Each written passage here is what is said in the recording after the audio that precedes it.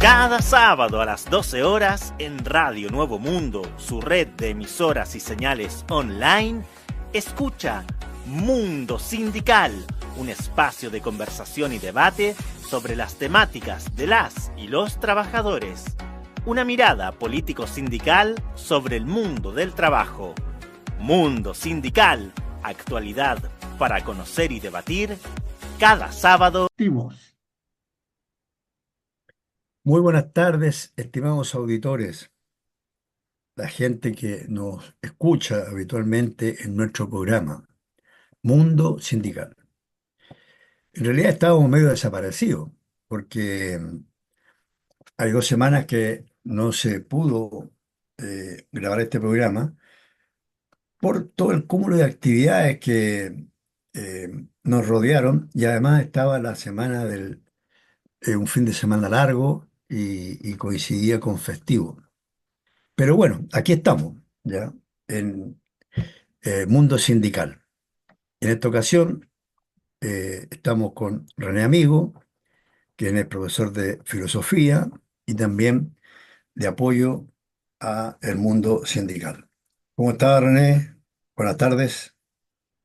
Muy buenas tardes, Jaime. ¿Qué tal? ¿Cómo has estado?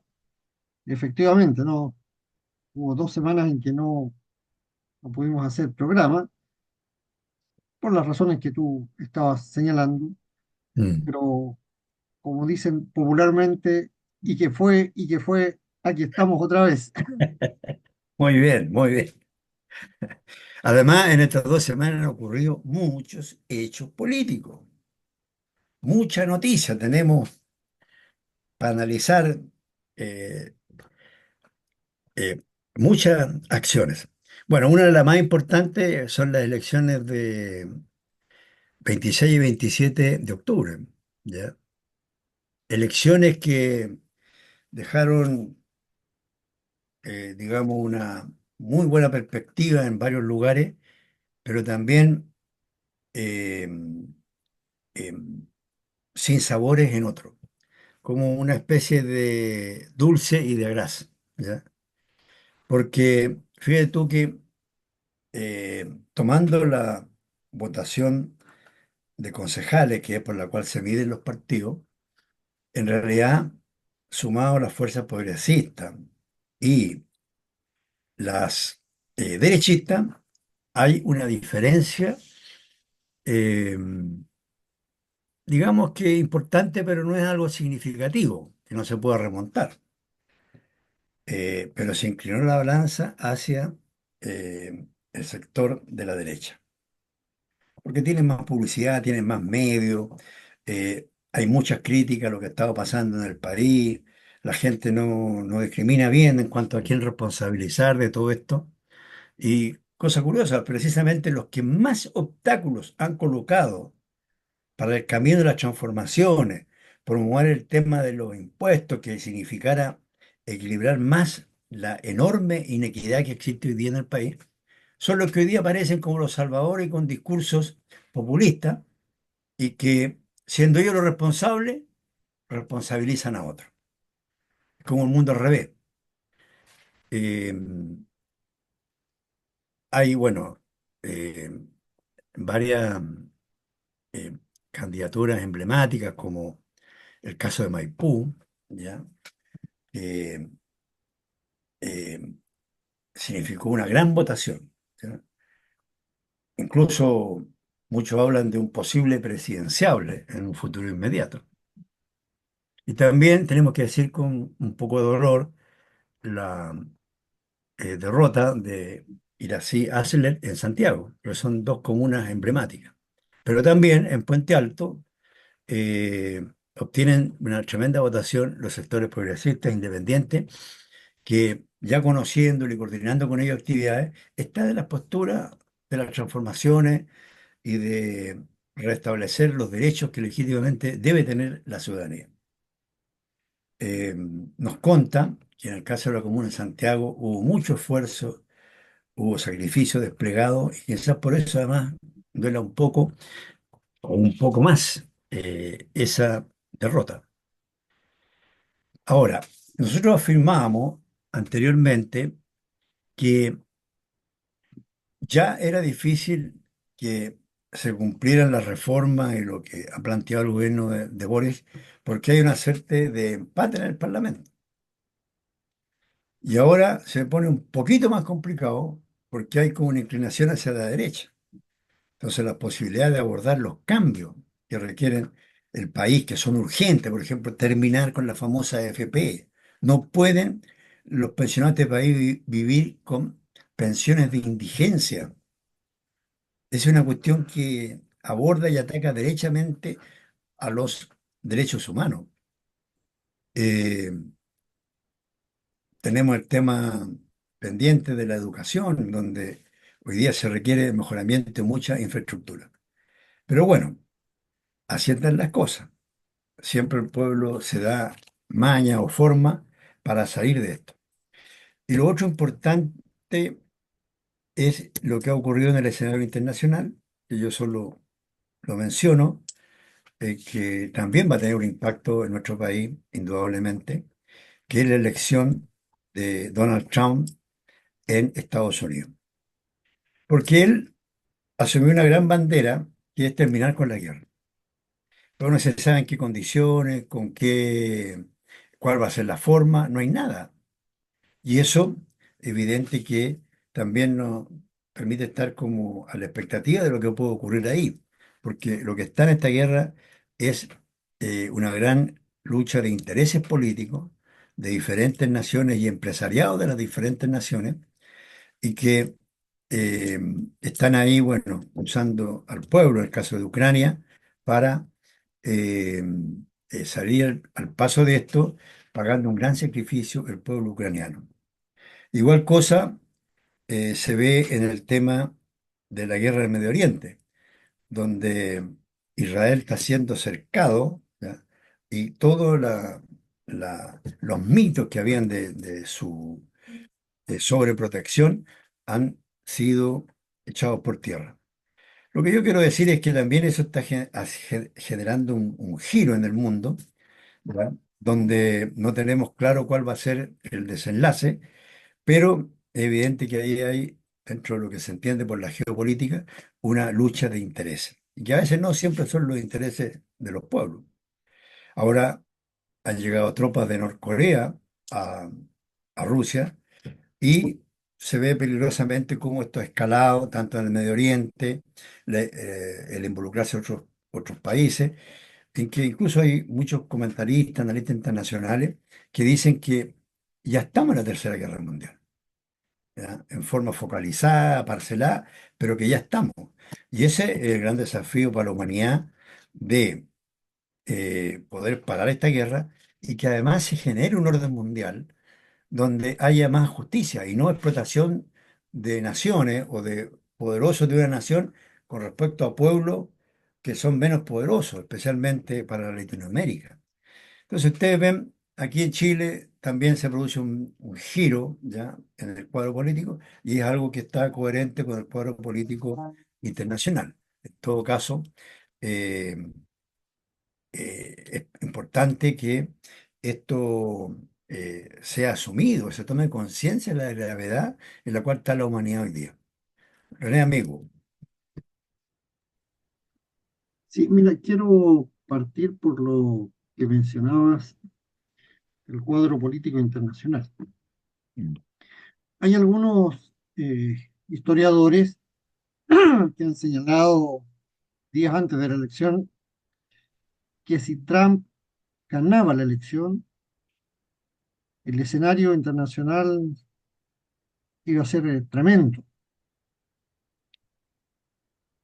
pero que si la perdía, iba a ser espantoso. Mm. Porque claro, recordemos que en la elección anterior, él pierde y no reconoce, y no reconoció nunca su derrota. Es más, se produjo un hecho inédito como el asalto al Capitolio por parte de los sectores ultraderechistas de Estados Unidos. Y él ya había anunciado, ¿no?, que no iba a reconocer Mm. su derrota, tampoco esta vez. Y estos historiadores habían sido cautos respecto de cómo catalogaron el primer gobierno de Donald Trump. No obstante, ahora lo han catalogado, y antes de la elección, del peligro del fascismo. Es decir, lo han catalogado como un fascista. Y no estoy hablando de historiadores de izquierda, no, gente estudiosa de la historia. Eh, ¿Y por qué lo catalogan de fascista? Ellos hacen un paralelo con las situaciones de Hitler y de Mussolini. Hitler fue nombrado canciller por Hindenburg en 1933, independientemente de lo que pasara después con elecciones, pero él fue nombrado, no fue elegido. Mussolini fue nombrado primer ministro por el rey, en esa época en Italia, ¿no? Víctor Manuel III, en el año 1922. Y desde allí, estos dos personajes se encumbraron al poder. Bueno, ¿para qué decir lo que pasó con Franco, ¿no? Que llega al poder después de la Guerra Civil Española y a través de un alzamiento. Y estos tres personajes son los rostros más característicos del fascismo europeo de mediados del siglo pasado. En cambio, Donald Trump ganó la elección anterior y ganó también esta elección. Ahora, con todos los bemoles que tiene el sistema electoral en Estados Unidos, ¿no? Que para algunos es el ejemplo de la democracia, pero ahí no gana el que obtiene más votos. Eh, Gana el que tiene más representantes y eso no siempre es reflejo de mayor cantidad de respaldo popular. Eh, y Trump es un personaje siniestro, ¿no? Cuenta con múltiples casos legales abiertos, entre ellos la primera condena penal a un exmandatario en los Estados Unidos, en la historia de los Estados Unidos. Eh, Tú decías que él ha dicho que va a terminar con la guerra. Mm. Hay varias formas de terminar una guerra, ¿no? La rendición, un Ah, claro, pacto, exactamente. un armisticio, o simplemente arrasar con el enemigo, o con el supuesto enemigo. Y yo creo que lo de Donald Trump va más bien por este último camino, ¿no? Pese que ha sido cauto en torno a la agresión israelí en Medio Oriente, al pueblo palestino. Y ha sido cauto, creo yo, con fines electorales.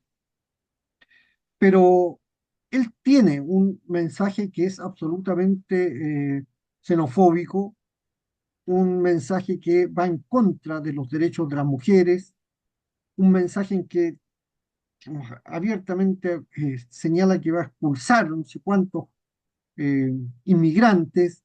Mm. Es decir, la verdad, creo yo, estamos ante una situación que puede ser muy, muy compleja.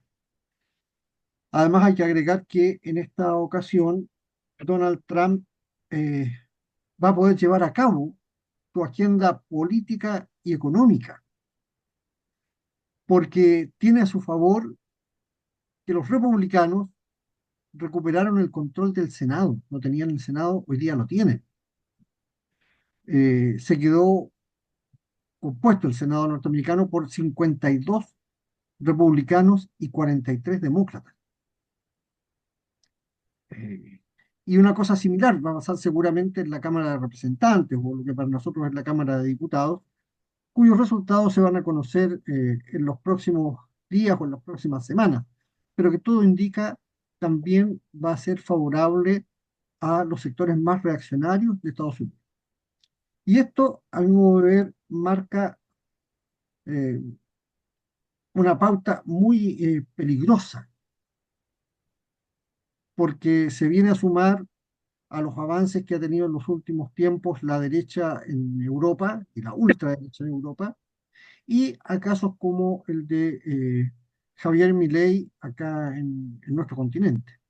Entonces, creo que estamos ante un escenario internacional muy complejo, muy peligroso. Perfecto, muy bien.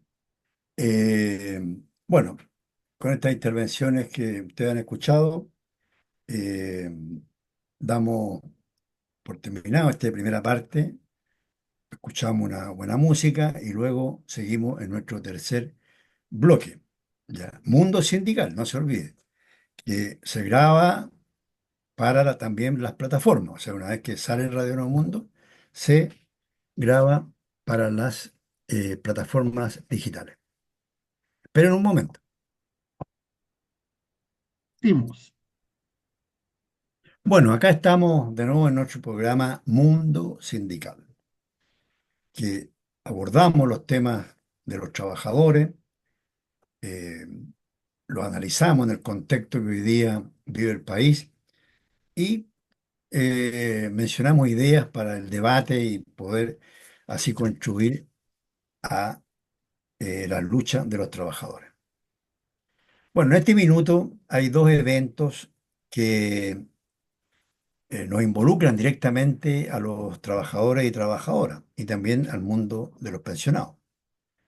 Una es que se ha dado comienzo a la negociación de la mesa del sector público, donde congregan ahí 16 organizaciones del área pública, salud, educación, las asociaciones de los servicios más importantes del país, yo diría que casi todas, y también de los ministerios. Eh, En esta mesa ya se ha entrado en tierra derecha, porque siempre va más o menos en paralelo con lo que se discute sobre el presupuesto. ¿Y por qué digo esto? Porque la semana salió un comunicado de la Central Unitaria, de la CUT, que es la que empuja esta negociación, en la que ya colocan las cifras del reajuste que habría que abordar. Ahí ellos explican eh, que más o menos la inflación durante el año según los datos del INE, el IPC, etcétera, estaría en un 4,5%.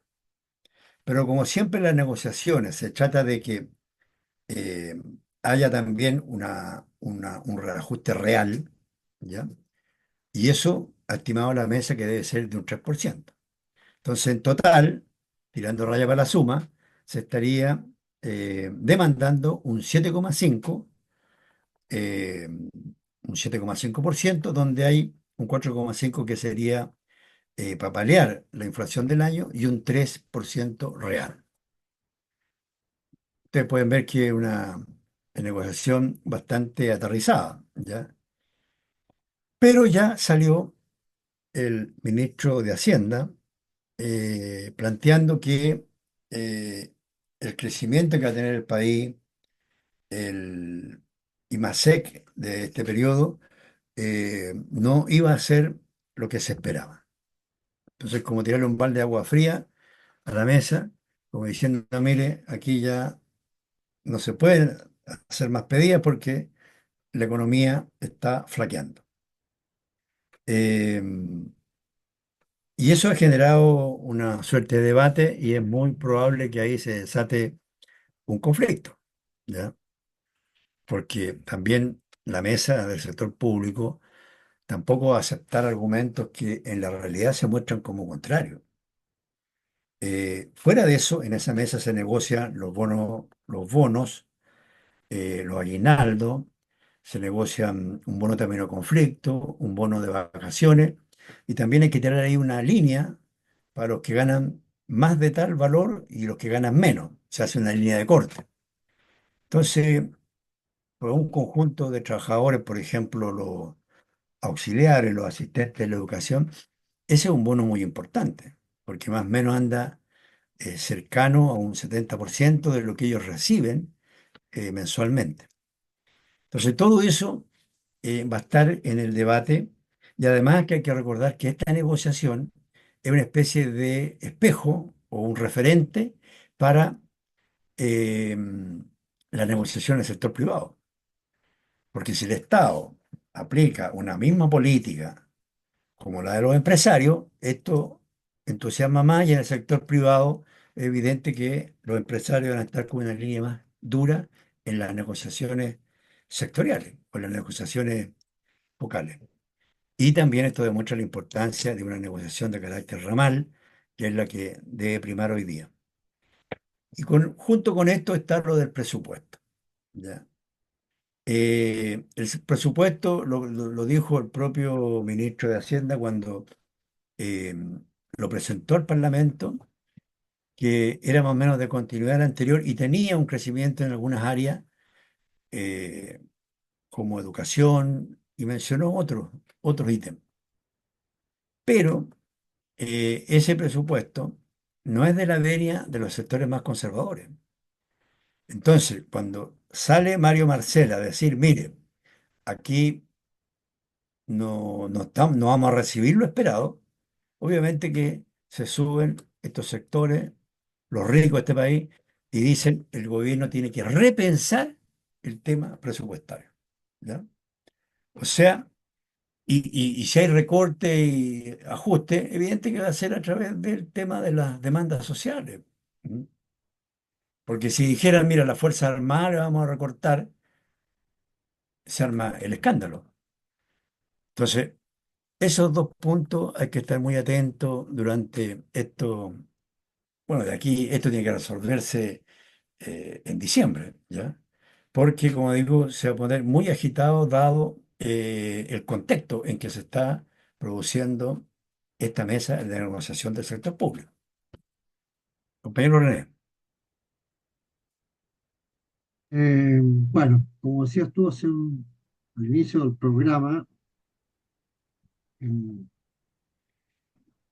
en 2 semanas pasan muchas cosas. Y la verdad es que en un par de horas a veces en política pueden pasar muchísimas cosas. Eh, yo quisiera señalar un hecho que creo es de la mayor importancia, ¿no? Y que ocurrió hace ya 10 días aproximadamente. Y es que fueron allanadas en el Congreso las oficinas de un parlamentario. Mm. Eh, es la segunda vez en la historia de Chile que se allanan las oficinas del Congreso Nacional en búsqueda de evidencias, muestras, sospechas eh, de que hay algo irregular y que puede ser de carácter delictual. El primer caso fue el año 2008, cuando se allanaron las oficinas del diputado de Renovación Nacional Maximiano Errázuriz por fraude al fisco, hecho en el que terminó finalmente condenado. Mm. Y esta vez fueron allanadas las oficinas, y no solo las oficinas, sino que además las casas del diputado Joaquín Lavín Jr. por facturas falsas, es decir, por facturas que se presentaron ante el Congreso Nacional para que las pagaran, pero también se habían presentado en Maipú, las mismas facturas. Eh, el diputado Joaquín Lavín Jr. tiene la fama de ser eh, un hombre que no trabaja, tipo flojo. Había sido el diputado con menor asistencia al Congreso. Y parece que después que esto se hizo público, comenzó a ser ya Vox Populi, comenzó a asistir. Y en el último tiempo es de los que tiene, entiendo, una de las mayores asistencias. Pero asistencia no significa que vaya a trabajar. Tiene, de los que tiene más asistencia porque firma, marca tarjeta, pero se encerraba en su oficina. ¿Y aquí se encierra en su oficina? Porque no participa en las sesiones plenarias, no participa en las comisiones y no tiene ningún proyecto de ley presentado con su nombre, ninguno. Entonces, ¿a qué va? Eh,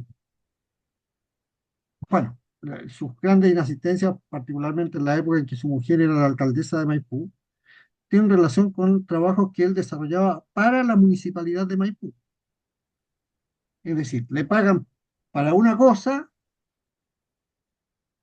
recibe ese sueldo, pero además él hace otra cosa por la que también le pagan. ¿Qué chileno hace eso? Mm. Nadie, nadie. Ahora bien, la guinda de la torta es que tu mujer, como está con prisión domiciliaria, eh, se ha dedicado en el último tiempo, ya para terminar de farandizar su actividad política, a hacer contenidos de redes sociales para adultos. Tiene un fallo que me parece absolutamente justo y adecuado a la realidad. Los tribunales resolvieron en estos días congelar tus cuentas bancarias. En un día creo que ganó 7 millones de pesos. Eh, Me parece que vamos por un buen camino desde el punto de vista de la justicia. Bueno, y lo otro que quería mencionar es esto de la elección última, ¿no? Eh, y algunas particularidades. La derecha ganó en aquellos lugares en donde históricamente gana, pero además ganó en aquellas comunas, par de comunas, en las que se viven los mayores niveles de inseguridad, lo que creo muestra cómo cala por una parte, la política de la derecha, porque recordemos nosotros que en la reforma previsional que la derecha rechazó, buena parte de esos recursos estaban destinados a elevar los, eh, la dotación de carabineros y las medidas para aumentar la seguridad. Eh, Desbordes gana en Santiago con 110.000 votos aproximadamente, ¿no? Y ocurre que votaron 120.000 extranjeros en Santiago. Eh, el año 2017 había en la comuna de Santiago 37.000 votantes extranjeros. Esa cantidad se triplicó y gana Mario Del Bosque.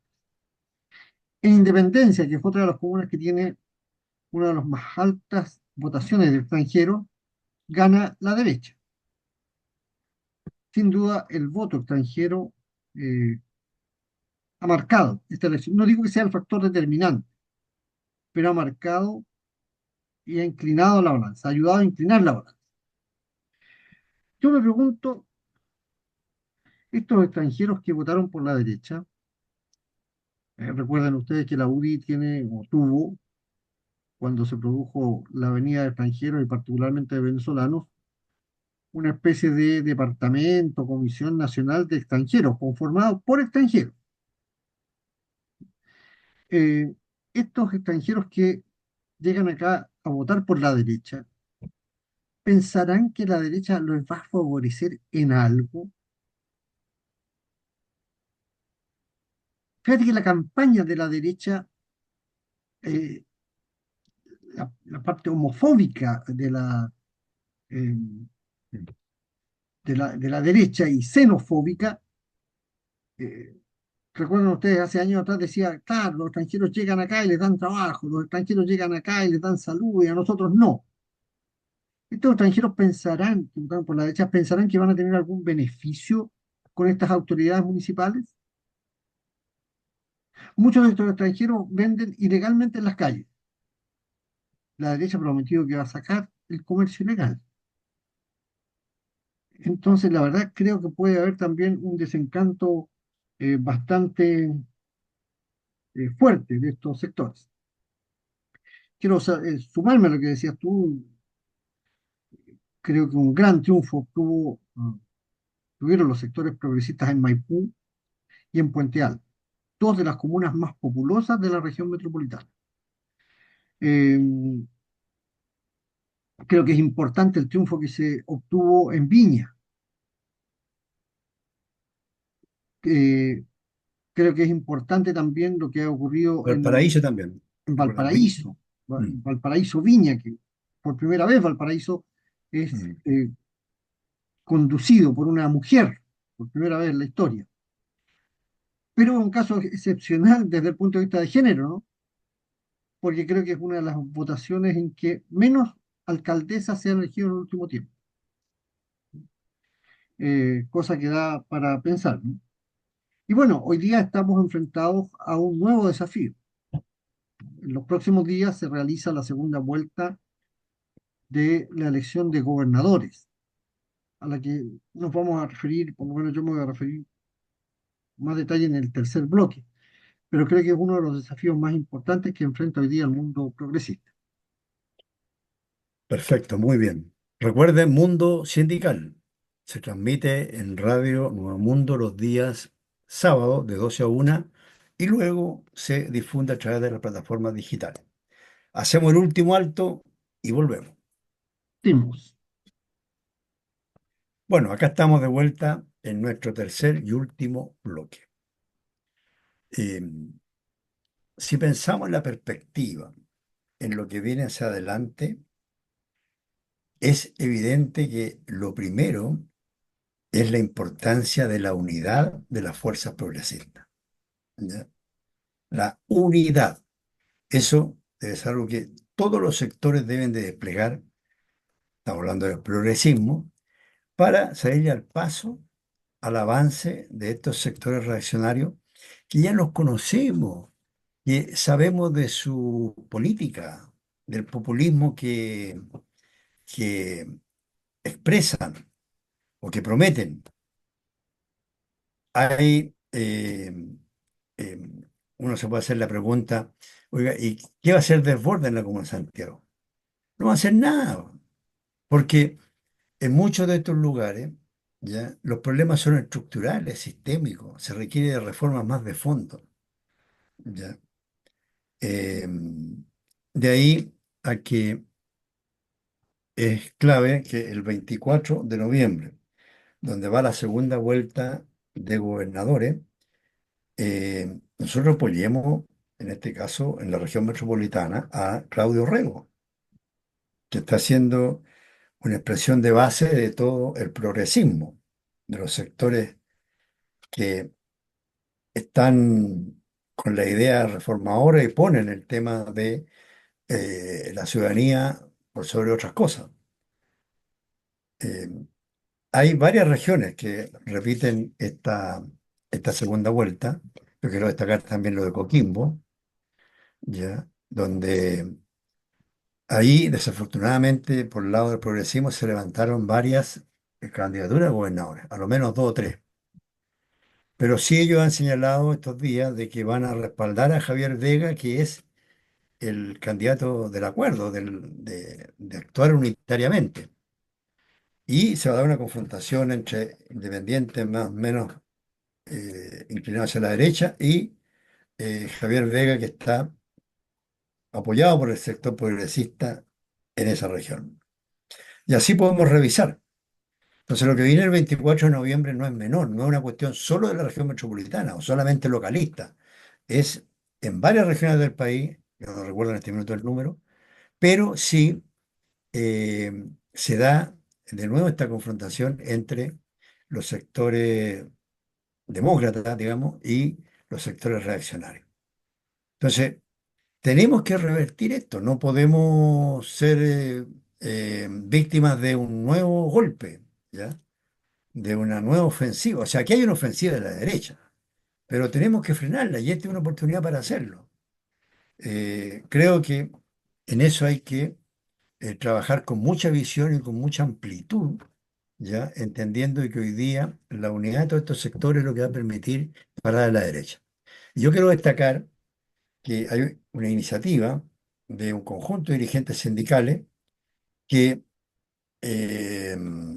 para enfrentar esto y hacer su aporte, eh, dicen, somos dirigentes sindicales que estamos con Claudio Rego. Y así se pueden expresar en muchos grupos y comandos a través de la sociedad, destacando diferentes expresiones.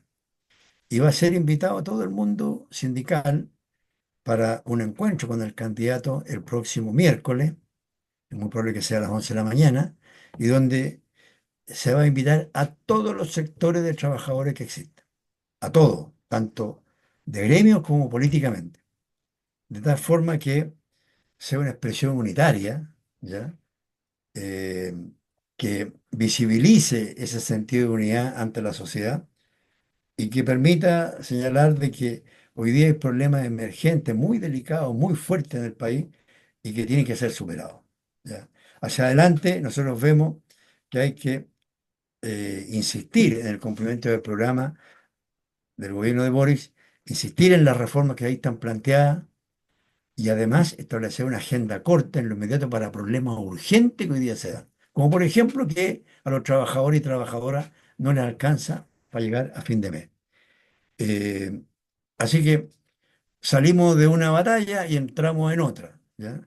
Y luego va a venir el tema del próximo año y también los conflictos que se están dando en muchos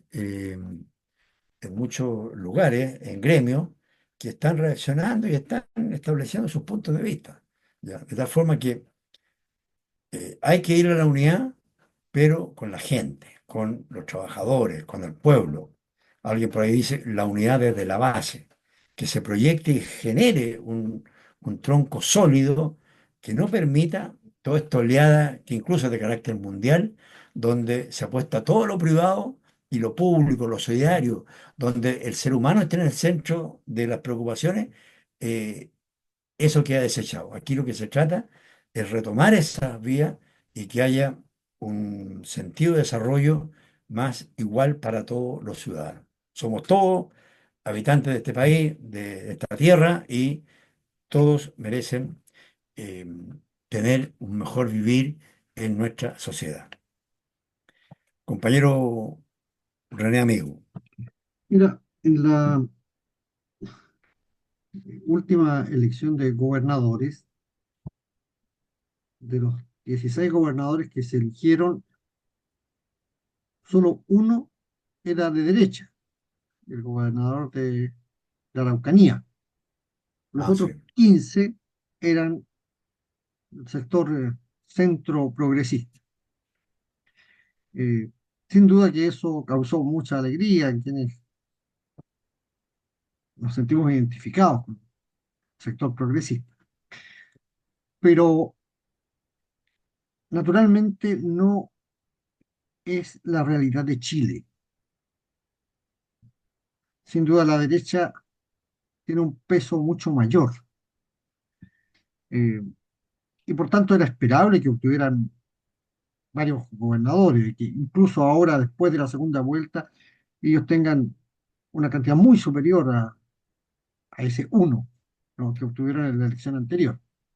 Creo que en un programa anterior, analizando esto, decíamos, si la derecha saca dos gobernadores, podrá decir que duplicó fuerzas. Eh, por tanto, yo creo que hay que considerar que hay una suerte de retorno a la realidad, más menos, ¿no? Pero un acercamiento a la realidad. Eh, por otro lado, tenemos que tener en cuenta que esta vez la elección eh, de fines de octubre y la elección, la segunda vuelta de gobernadores, es votación con voto obligatorio. Y esto significa que aumenta la cantidad de votos blancos y nulos. Pero particularmente los votos blancos y nulos en la elección de fines de octubre se dio no en el caso de los alcaldes y de los concejales, a quienes la gente conoce más, está más cerca, sabe qué hacen, para bien o para mal, ¿no?, para elogiarlos o para echarles la culpa, porque esto tiene que ver también con la falta de educación cívica que ha habido durante largos años en nuestro país. La gente no sabe qué hace un concejal, no sabe bien qué hace un alcalde. Uno escucha a diario en las noticias y muchas veces asusados por los medios de comunicación a gente que reclama que el alcalde, qué sé yo, que un tal por cual, porque no nos resuelve tal o cual problema, que no es competencia del alcalde. O el concejal que no resuelve tales o cuales cosas, pero las competencias del concejal están claramente delimitadas. No obstante, existe algo de claridad respecto de estos dos roles, de estas dos autoridades, alcaldes y concejales. Pero la cantidad de votos blancos y nulos que hay en cores y en gobernadores es muy alta porque la gente no sabe ni quiénes son ni qué hacen. Entonces es esperable que también en la elección del 24 haya una cantidad alta de votos que no van a manifestar una opción clara. Y creo que es un desafío. Es un desafío no solo de los sectores progresistas, es un desafío país, ¿no? Que la gente sepa qué hacen estas autoridades. Eh, y hay un elemento que también hay que considerar y es que en la elección anterior, la de fines de octubre, eh, hubo, a ver, no hubo el voto castigo que personalmente yo al menos esperaba para la derecha a propósito de todas sus maniobras turbias, ¿no? De todos los escándalos, de todos los malos manejos. Pensemos, por ejemplo, que en el caso de Chillán Viejo se eligió o se reeligió a un tipo que está preso y la gente votó por él. Que hay alcaldes que están encausados, que están acusados, que hay evidencia de sus apropiaciones de fondos, de fraude al fisco, de robos, y sin embargo el voto de castigo no es tan alto. Pero es alto en el caso de Cubillo. ¿Por qué, a mi modo de ver, es alto en el caso de Marcela Cubillos en Las Condes? En la época de la dictadura, perdón, post-dictadura, cuando viene todo el enjuiciamiento a Pinochet, los sectores progresistas poníamos en primer término las violaciones a los derechos humanos, que la derecha negaba. Pero cuando se supo de las platas de Pinochet en el Banco Riggs, ahí sí, la derecha le dio la espalda a Pinochet. Y cuando se sabe el sueldo de Marcela Cubillos, la derecha le da la espalda a Marcela Cubillos, un sector de la derecha vota por otra opción y no por ella. Eh, por tanto, yo saludo lo que tú mencionabas recién de la conformación de este grupo de sindicalistas que respalda la candidatura de Claudio Orrego para gobernador de la región metropolitana. Creo que es un paso muy importante eh, y que tiene que ver con ayudar a lo que yo decía recién, ayudar a que la gente sepa qué es lo que hace un gobernador. Y creo que los logros que puede mostrar la gestión de Claudio Orrego en estos 4 últimos años, pese a que no era mi candidato, pero creo que si uno tiene una mirada de país, de región, eh, hay logros en distintos planos que tienen que ver con el papel y el desempeño de un gobernador. Y por tanto creo que es muy importante que podamos avanzar en la conformación, no solo de este comando, sino que también de otros sectores que respalden esta candidatura para la gobernación de la región metropolitana. Muy bien. Hay que recordar incluso lo de Francia, donde también ante un avance de la derecha ahí el progresismo se unió y logró detener esa. Porque sabemos que la derecha llega y va a llegar a privatizar todo, represión, etcétera. Eso no es un invento, es algo que conocemos nosotros en la historia de nuestro país, que lo hemos vivido eh, como ciudadanos. Bueno, con esto alcance y lo que hemos conversado en esta ocasión expuesto de los temas que están ocurriendo en el país, estamos terminando nuestro programa. Recordarles que nuestro programa se llama Mundo Sindical y que va los días sábado de 12 a 1 en Radio Nuevo Mundo y posteriormente se difunde a través de las redes sociales. Un saludo, un abrazo a todos los que nos siguen y que sabemos que eh, han eh, visto este programa, que a veces nos hacen un comentario y tenemos fieles auditores. Así que un saludo para todos ellos. Buenas tardes, René amigo. Un saludo, Jaime, que estés muy bien. Hasta la próxima semana. Hasta la próxima semana. Cada sábado a las 12 horas en Radio Nuevo Mundo, su red de emisoras y señales online, escucha Mundo Sindical, un espacio de conversación y debate sobre las temáticas de las y los trabajadores. Una mirada político-sindical sobre el mundo del trabajo. Mundo Sindical, actualidad para conocer y debatir, cada sábado a